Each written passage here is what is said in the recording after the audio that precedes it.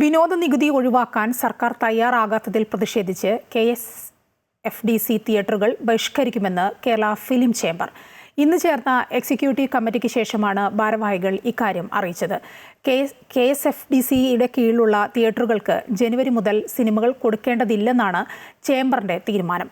10 വർഷമായി വിനോദ നികുതിയിൽ ഇളവും സബ്സിഡിയും ആവശ്യപ്പെടുന്നുണ്ടെങ്കിലും ആവശ്യം പരിഗണിക്കപ്പെട്ടിട്ടില്ല. ക്ഷേമനിധിയുടെ കാര്യത്തിലും സർക്കാർ തീരുമാനം ഉണ്ടായില്ല. സിനിമാ കോൺക്ലേവിന് ശേഷം വേണ്ട നടപടി സ്വീകരിക്കുമെന്ന് മന്ത്രി സജി ചെറിയാൻ ഉറപ്പു നൽകിയതിനെ തുടർന്നാണ് ജൂൺ മാസം മുതൽ നടത്താനായിരുന്ന സമരത്തിൽ നിന്ന് പിന്മാറിയത്. എന്നാൽ ഇനിയും തീരുമാനം നടപ്പാക്കാത്തതിനാൽ അനിശ്ചിതകാല സമരവുമായി മുന്നോട്ടു പോകുമെന്ന് ഭാരവാഹികൾ അറിയിച്ചു.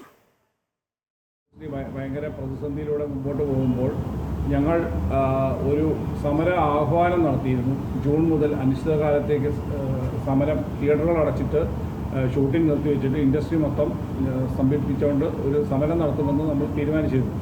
അപ്പോൾ അതിൻ്റെ വെളിച്ചത്തിൽ ബഹുമാനപ്പെട്ട സാംസ്കാരിക വകുപ്പ് മന്ത്രി സജി ചെറിയാൻ മീറ്റിങ്ങിന് വിളിക്കുകയും അപ്പോൾ അദ്ദേഹം അന്ന് പറഞ്ഞത് സിനിമ കോൺക്ലേവ് ഓഗസ്റ്റിൽ നടത്തുന്നു, അതുവരെ നിങ്ങൾ സ്റ്റാറ്റസ് കോ മെയിൻറ്റെയിൻ ചെയ്തുകൊണ്ട് നമ്മൾ നിങ്ങളുടെ എല്ലാ കാര്യങ്ങളും നിരവധി തവണ മുഖ്യമന്ത്രിക്കും ബഹുമാനപ്പെട്ട സാംസ്കാരിക വകുപ്പ് മന്ത്രിക്കും എല്ലാം നമ്മൾ കത്തെഴുതുകയും നമ്മുടെ ആവശ്യങ്ങളെല്ലാം പറഞ്ഞിട്ടുണ്ട്.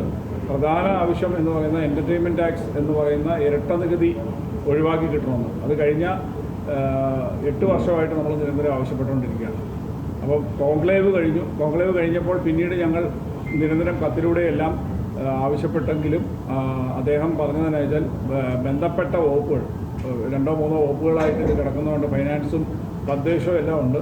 എല്ലാ വകുപ്പ് മന്ത്രിമാരെയും വകുപ്പ് സെക്രട്ടറിമാരെയും ഒക്കെ കൂടിയാലോചിച്ചതിന് ശേഷം നമ്മളുമായിട്ട് മീറ്റിംഗ് വിളിക്കാമെന്ന്.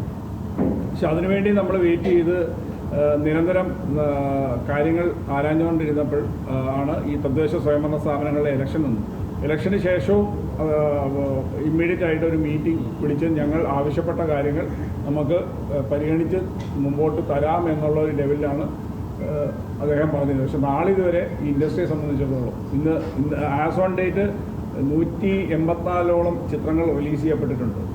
അതിലൊരു 8 അല്ലെങ്കിൽ ഒരു 10% ചിത്രങ്ങളെ തിയേറ്ററുകളിൽ ഓടി എന്ന് പറയാൻ പറ്റുള്ളൂ. തിയേറ്ററുകളിൽ ഓടി എന്ന് പറയുമ്പോൾ ഇപ്പം OTTയോ സാറ്റലൈറ്റോ ഇല്ലാത്തതിൻ്റെ അടിസ്ഥാനത്തിൽ ഭീമമായ നഷ്ടമാണ് ഇൻഡസ്ട്രിക്ക് ഉണ്ടായിക്കൊണ്ടിരിക്കുന്നത്.